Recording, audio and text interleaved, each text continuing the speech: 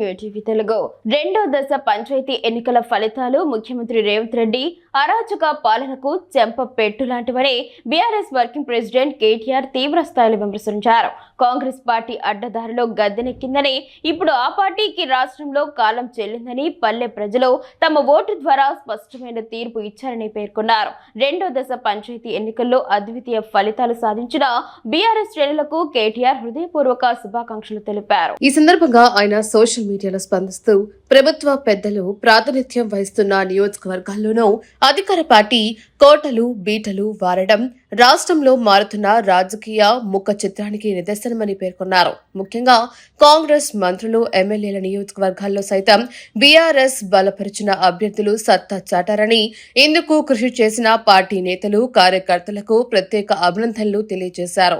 రేవంత్ రెడ్డి రెండేళ్ల పరిపాలన వైఫల్యాలు, గ్యారంటీల అమలులో చేసిన ఘోరమైన మోసాలే కాంగ్రెస్ పార్టీకి ఊరితాళ్లుగా మారాయని కేటీఆర్ ధ్వజమెత్తారు. ఈ వైఫల్యాలే ఆ పార్టీని ప్రజాక్షేత్రంలో కూకటి వేళ్లతో పెకిలిస్తున్నాయని ఉద్ఘాటించారు. గతంలో బీఆర్ఎస్ హయాంలో జరిగిన పంచాయతీ ఎన్నికల్లో అధికార పక్షం ఏకపక్షంగా విజయాలు సాధించిందని, కానీ నేడు కాంగ్రెస్ కనీసం సగం పంచాయతీలను కూడా గెలవలేకపోయిందని కేటీఆర్ ఎద్దేవా చేశారు. ఇది అధికార పార్టీపై పల్లెల్లో పెళ్లు బుతుతున్న ప్రజాగ్రహానికి స్పష్టమైన సంకేతమని వివరించారు. పార్టీ గుర్తులేని ఎన్నికల్లోనే పరిస్థితి ఇలా ఉంటే ఇక పార్టీ గుర్తుపై జరిగే స్థానిక సంస్థల ఎన్నికల్లో కాంగ్రెస్ కు ఇంతకన్నా ఘోర పరాజయం తప్పదని జోస్యం చెప్పారు.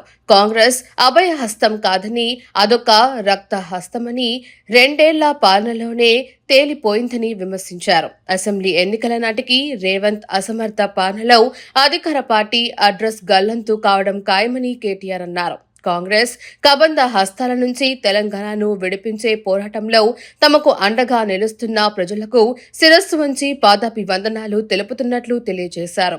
కష్టకాలంలో పార్టీ వెన్నంటి నిలిచిన ప్రతి కార్యకర్తను కంటికి రెప్పలా కాపాడుకుంటామని, వారి ఉజ్వల రాజకీయ భవిష్యత్తుకు పార్టీ బంగారు బాటలు వేస్తుందని కేటీఆర్ హామీ ఇచ్చారు.